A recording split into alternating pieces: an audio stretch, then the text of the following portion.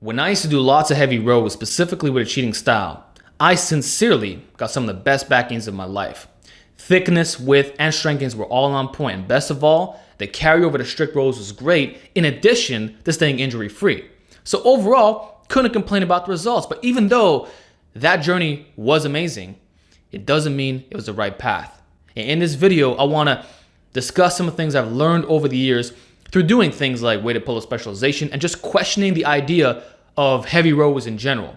So I'm going to show you what you can do instead and just dive in a little bit deeper into the efficiency of this approach. So the first question I would ask, which is also the most important, is this: are you actually getting stronger on your rows, or is progressive cheating taking place?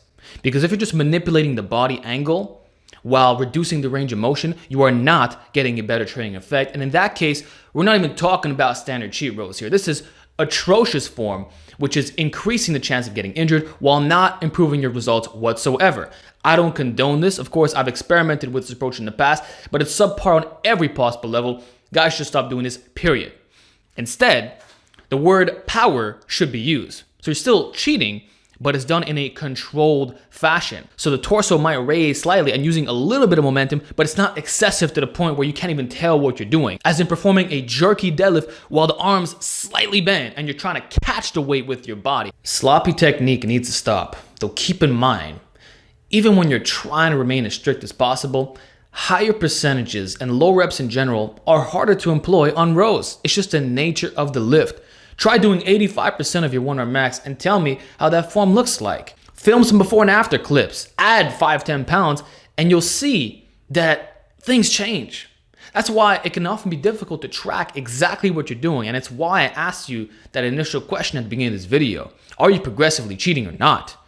Most guys will cheat more than they should be, and that's the fundamental problem. Yes, you're maximizing the eccentric phase, you're getting the weight to stretch overload. But is that really the only way to do it? No. Weighted pull-ups, my friend. This is how you get a perfect concentric every single time. Because you're not really going to kip your way up, especially if you got weights hanging down your body. And if you do, that's not really proud of you, but I digress. You're not going to do that, right? But the eccentric is still stretching you out to the absolute max. This is how your wings blow up. Weighted pull-ups have standardized form. This is why you don't see 1 rep max rowing competitions. How do you even quantify that?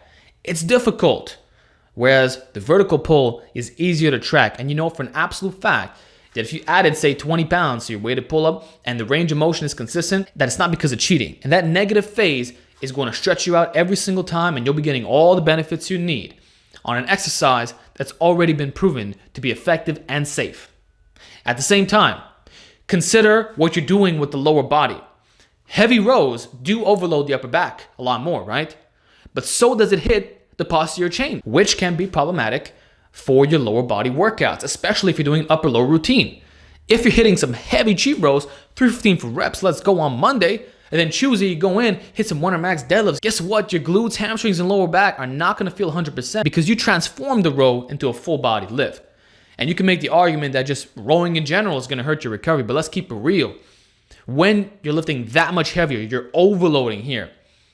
That systemic effect is far more pronounced than, say, sitting down, do a seated cable row, or just using lighter weights for higher repetitions. So you're going to have to consider how this affects your recovery. Some guys are going to be forced to row on their lower body days. This is not uncommon. Upper becomes primarily pressing. Then you're going in, you're doing squats, deadlifts, and rows right after, when you probably don't have to do that in the first place. Otherwise, you can do a full body workout, and this is going to be a huge issue. But also, keep in mind this: if you're doing deadlifts right before, those rows aren't going to feel as good when you're trying to go heavy because your lower body is completely taxed by this point. And you're just adding on to that systemic fatigue, which is another crucial point, by the way. The stimulus to fatigue ratio of heavy cheat rows is not that good. It's harder to use correct form, and all you're really getting is slightly better strength gains, a better stretch, but also impaired recovery. So is that trade-off worth it when you could have just done heavy weighted pull-ups first and then high volume rows right after? To me, that's a far more efficient option because, like I said, you're still getting the eccentric overload factor. That's why we do the heavy rows. But in this way, we're not compromising the technique aspect while having a much better stimulus to fatigue ratio, and your lower body will feel that much more refreshed. A lot of lifters are dealing with weights that are completely unnecessary, and they would realize that so quickly if they increase the repetitions. Because by rep 10 or 12, you're starting to feel the burn in the upper back and you're realizing, oh damn, I don't actually have to jump the weight 50 pounds. Just by upping those reps, going to failure, at least very close to it, is getting the job done. And that's what's important. Maintaining proper technique, whatever that may be for you, as in a slight cheating style or perfectly strict, while getting that maximum burning effect. That is what's optimal for hypertrophy training, in addition to having your volume high enough, which is another point that I want to discuss. When you do things like 3 sets of 3 rows, the volume is not optimal for hypertrophy training. You'll get better results doing a 3 sets of 10. And in that case, you're using a lower weight. So yes, you're getting a better weighted stretch overload, but the fact that the volume is reduced makes it less effective for building muscle.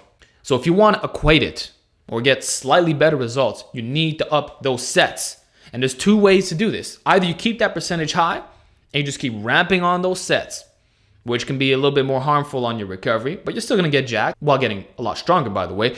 Or you do dynamic effort training, but don't use the super low percentages of, say, 35%, okay? Stay in the 65 to 75% rep range and use low rest intervals, 30 to 60 seconds. So in this case, you might do 12 sets of 3 on a barbell row and you're going really fast. In this case, you're getting that metabolite training with a slightly heavier load, but form is really crisp and it's very beneficial for athletes. Or if you really can't stand those high sets, especially if you're doing reps of 1 or 2, then simply use an intermediate zone like a 5x5. That's something that I would still recommend to this day. It's effective. 5x5 works for pretty much every major compound movement, and the row is no exception. It's not like you'll be going excessively heavy. So the simple solution for those who wish to still go heavy is to employ the high sets, low reps technique, and hypertrophy results will be optimized. So there's no issues there.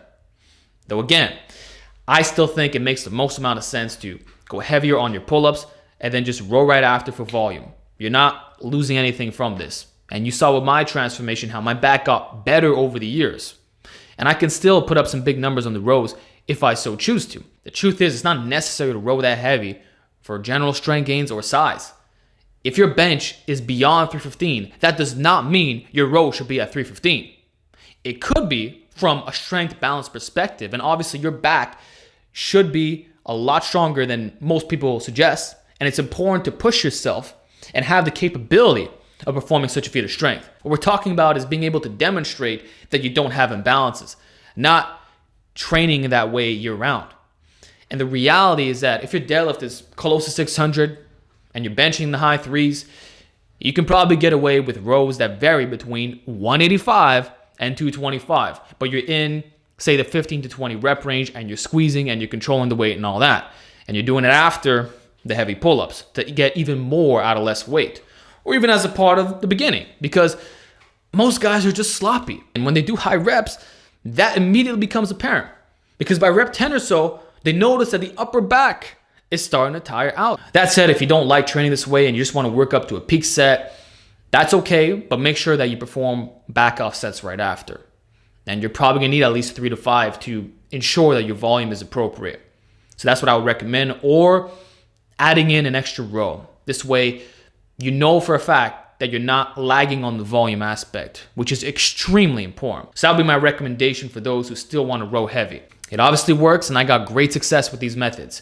Just know that there's a right and wrong way to do this. And I hope that this video clarified some of these ideas.